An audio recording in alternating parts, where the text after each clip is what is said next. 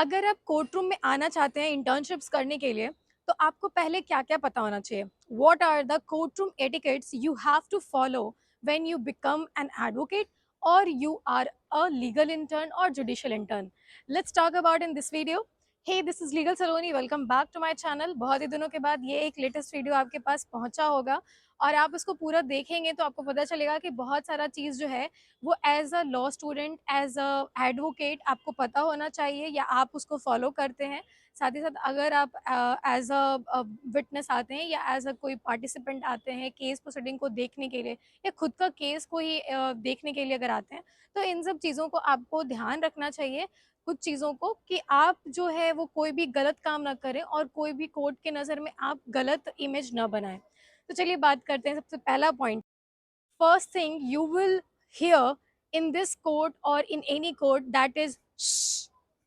इसका मतलब ये है, जैसा कि एक बैकग्राउंड में भी आपको आवाज़ सुनाई दे रहा होगा, कि इसका मतलब ये होता है चुप रहिए।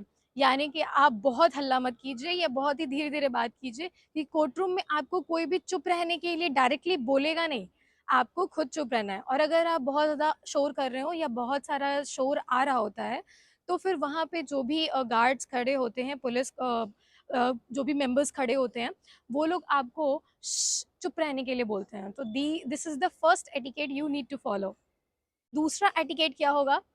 तो दूसरा एटिकेट ये है कि when you see your lordship और justice after entering your court room, then you have to bow down. आपको बस झुक के, ऐसे झुक के ये एक जेस्चर करना है रिस्पेक्ट में, कि आप उनका रिस्पेक्ट करते हैं। और ये जभी भी आप कोर्ट रूम में एंटर करें तब आपको करना होता है या करना चाहिए। हर कोई नहीं करता, बट देखिएगा कि मोस्ट ऑफ द जो जजेस के सामने आने के पहले या एंटर करने से पहले बहुत सारे वकील जो हैं वो ये करते हैं। जूनियर्स हैं, जो लॉ स्टूडेंट्स हैं, नए-नए बच्चे हैं, वो लोग भी इसको फॉलो करते हैं। तो बो डाउन करना ज़रूरी है। जब कोर्ट रूम के आप बाहर भी जाते हैं तो भी बो डाउन करना ज़रूरी है। इस तरीके से आप एक रिस्पेक्टफुल माहौल क्रिएट करते हैं। तीसरा एटिकेट क्या है? तो जैसे ही आप कोर्ट रूम के अंदर एंटर करते हैं, तो वहाँ का अरेंजमेंट कुछ इस तरीके से होता है कि जस्टिस बैठी होती हैं या बैठे होते हैं। उनके ठीक नीचे 2-3 स्टेयर्स नीचे ही वहाँ पे कोर्ट मास्टर होते हैं, क्लर्क्स होते हैं, जो जुडिशियल इंटर्न्स होते हैं, उनका सिटिंग अरेंजमेंट होता है। उसके बाद एक छोटा-सा बैरियर होता है और बैरियर के बाहर जो है वो पूरा जो मतलब कोर्ट रूम होता है, चेयर और उनका एक रो बना हुआ होता है। और वहाँ पर सिर्फ़ और सिर्फ़ एडवोकेट्स को बैठना है, सीनियर एडवोकेट्स को बैठना है जो डेज़िग्नेटेड हैं। Senior advocate, designated senior advocate और एक जूनियर एडवोकेट, इन सब में क्या डिफ़रेंसेस हैं, इस पे भी हम एक वीडियो बना चुके हैं अपना प्रीवियस व्लॉग्स में, तो आप उसको जाके देख सकते हैं। काफ़ी अच्छा व्यूज़ भी उसमें मुझे मिला है और बहुत सारा चीज़ उसमें जानने के लिए आपको मिलेगा। उसका लिंक जो है वो मेरे डिस्क्रिप्शन में होगा। अब बात कर रहे थे कि ये तो आपका पोजीशन हो गया सीनियर एडवोकेट या फिर डेजिग्नेटेड सीनियर एडवोकेट का। लेकिन इसके बाद जो एक और बेंच लगा रहता है और वो जो बेंच 2 बेंच लगा रहता है, वहाँ पर अगर आप अटेंडी हैं या फिर आप अटेंड करने के लिए आए हैं अपने केस को या किसी और के केस में आप आए हैं, आप देखने के लिए बस पहुँचे हैं पास लेके, तो फिर आप वहाँ बैठिएगा, आप और कहीं नहीं बैठ सकते। अगर वो सीट नहीं फुल मतलब जगह है तो ही बैठिएगा, ऐसा नहीं है कि आप किसी को हटा के बैठ सकते हैं। मतलब कि एडवोकेट्स को हटा के आप नहीं बैठ सकते। वैसे ही लॉ स्टूडेंट पे भी अप्लाई होता है, आपको बस वहीं बैठना है, आपको उसके आगे नहीं जाना है। क्योंकि वो सारा जो जगह है, जो उसके आगे का जो जगह है, चेयर है या फिर आगे का, उससे भी आगे का जगह है जहाँ कोर्ट मास्टर है, ये सारा जो जगह है वो रिस्ट्रिक्टेड एरिया है, वहाँ पर आपको नहीं जाना चाहिए क्योंकि आपके पास बैंड नहीं है। अब बात करते हैं कि हमारा चौथा एटिकेट क्या है, that is attire. You have to be well dressed, well ironed, and जो भी आपका कपड़ा है वो साफ होना चाहिए, क्लीन होना चाहिए, नीट एंड क्लीन होना चाहिए।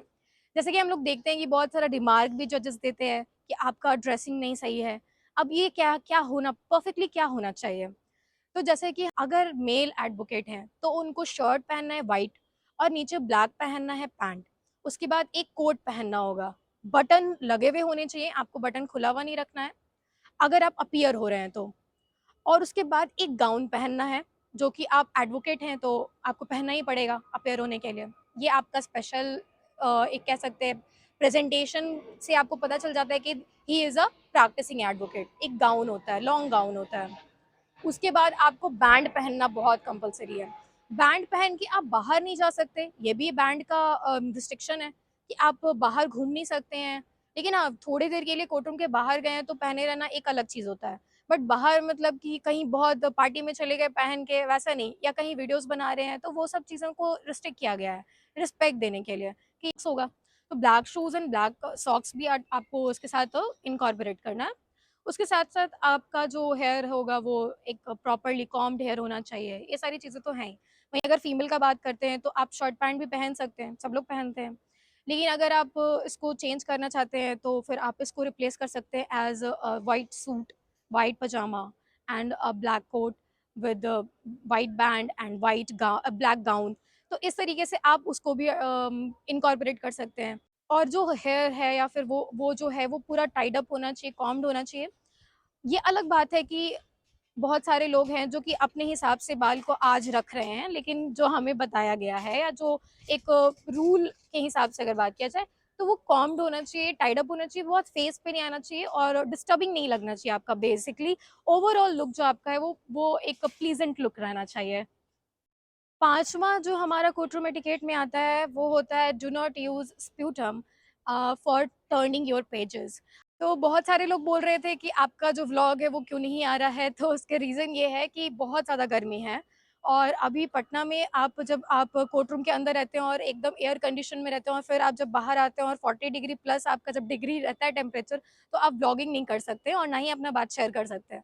लेकिन अभी क्योंकि वेदर अच्छी है और आप देख सकते हैं कि मतलब 2 दिन से पटना का जो वेदर है वो बहुत ही अच्छी चल रही है और थोड़ा-सा ठंडा ही माहौल है, तो इसीलिए अभी वीडियोज़ बनाना और आप लोगों के साथ शेयर करना चीज़ों को बहुत आसान है मेरे लिए। तो इसीलिए ये व्लॉग आपके लिए आ चुका है। आपको कैसा लगा आप प्लीज़ ज़रूर बताइएगा।